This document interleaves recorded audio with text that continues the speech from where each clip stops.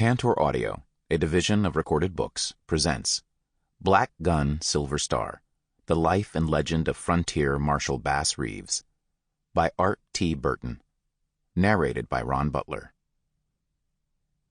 Bass is Coming, by Wallace C. Moore. Murder has been done in the Creek Nation, and them that is guilty will soon have to pay.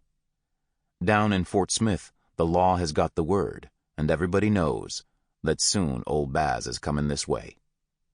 His name is Bass Reeves, but we just call him Old Bass. They say he was the baddest deputy U.S. Marshal in the land.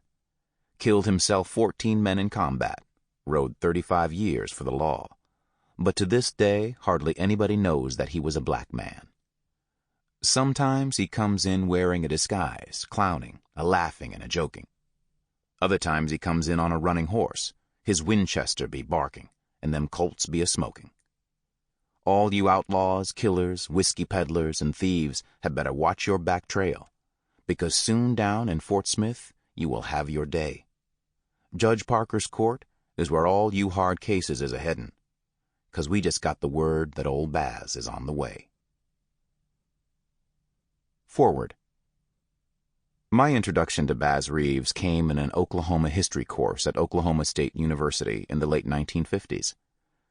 The teacher was Angie Debo, a temporary replacement, as I recall, for Berlin B. Chapman, who was on leave. Even in my late teens, I was struck by the quality of her teaching, and although nearly 50 years have passed, I remember that classroom experience remarkably well. Angie differed in many ways from most historians of her generation. As she said in An American Experience film, made when she was 95, she committed the cardinal sin for the historian. She told the truth.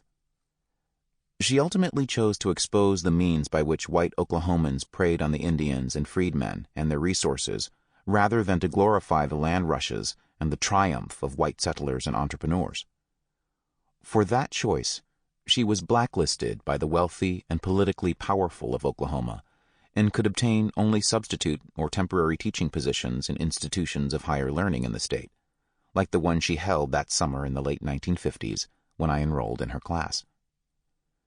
In some ways, however, Angie was like the other old-style historians. Her vision of history was beset with blind spots. Whether it was her wry sense of humor or her spirited teaching method that made the lasting impressions, I remember that her comments on Bass Reeves were offhand, and had a tone about them that treated Reeves as an oddity. But he was not an oddity at all. He was one of many African Americans and African Indians, such as Grant Johnson, Crowder Nix, and Robert Fortune, who served as peace officers in the region that later became Oklahoma. Angie probably did not know that in the African American communities of northeastern Oklahoma in the late 1950s, particularly in the Muskogee area, there lived many people who had known Bass Reeves and had vast repertories of stories about him and his exploits. In retrospect, had she been asked, she would probably have admitted her blind spot, as she did to me some years later regarding the freed men of the 5 civilized tribes. "I knew those people were there," she said. "I just didn't know their history. You write about them." By the time she made this statement to me in the early 1970s, I had already begun to pursue some of the ideas for writing that I had gleaned from her class. One of them was the story of Bass Reeves.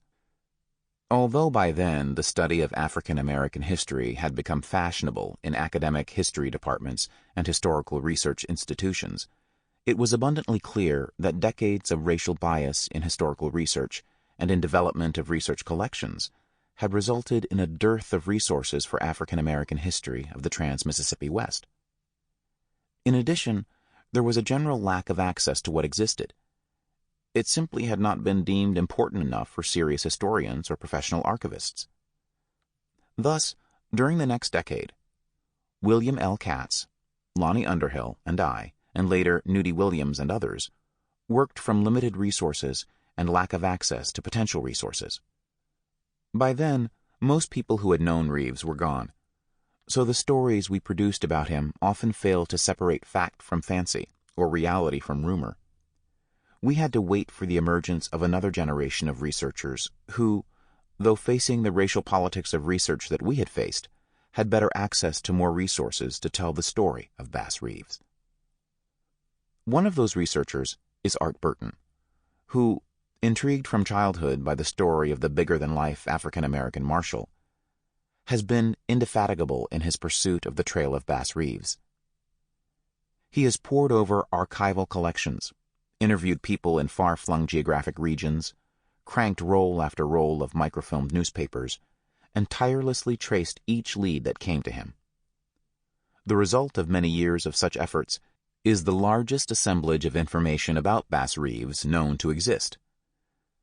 The story Burton's research tells is more than just a tale of the exploits of a feared and fearless law enforcement officer of the Indian Territory that later became a part of Oklahoma. Bass Reeves's story is one of racism in the Old Southwest. A former slave, Reeves found a niche for himself in law enforcement by virtue of his intelligence, his abilities as a tracker, the confidence placed in him by the citizens of the tribal nations of Indian Territory, his facility with a Winchester, and his effectiveness in getting his man. The Indian Territory became his beat, in part, because of racism. The Indians, Indian freedmen, and African-American criminals in Indian Territory preferred being taken in by someone who was not white to being taken by someone who was. White criminals of Indian Territory were opposed to, and at times adamant against, being taken by an African-American.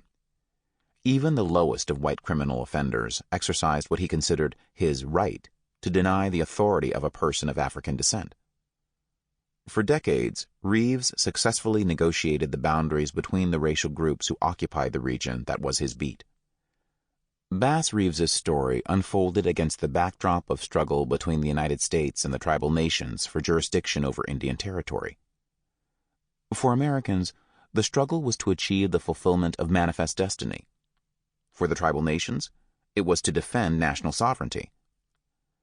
During the decades following the Civil War, thousands of U.S. citizens took up residence in Indian Territory, either as renters of Indian land or as intruders, whom the United States refused to remove. With their influx came increased crime. The tribal courts had no jurisdiction over these interlopers, and in the waning decades of the 19th century, jurisdiction over them rested with the U.S. courts at Fort Smith, Arkansas, and Paris, Texas. These courts provided the opening for a marshal like Bass Reeves. In the whole of Indian Territory, the only active U.S. court officials were the marshals. During Reeves's career, over 100 of them were killed in the line of duty. Obviously, their job was extremely dangerous, and became less so only after establishment of the U.S. courts in Indian Territory in the late 1890s. Ironically, the work of Bass Reeves and other marshals helped bring an end to the societal atmosphere that made Reeves's career possible. It created sensational news, which often circulated throughout the states, and although it was exaggerated greatly at times after the popular fashion of yellow journalism, it was often taken as fact. Additional public attention focused on the courts the marshals served. The courts were big business. They were lucrative for hordes of attorneys and for marshals who worked under a per diem fee system. The long distances the marshals, like Reeves, had to travel generated large fees, but they also made enforcement inefficient. Thus, the public claimed that the U.S. courts were too expensive and ineffective in containing crime in Indian Territory, and people in the surrounding states stereotyped the territory as a place where crime was rampant and lawlessness prevailed. Politicians took up the cry and argued that the tribal courts were inefficient, even though those courts had no jurisdiction over the majority of criminals.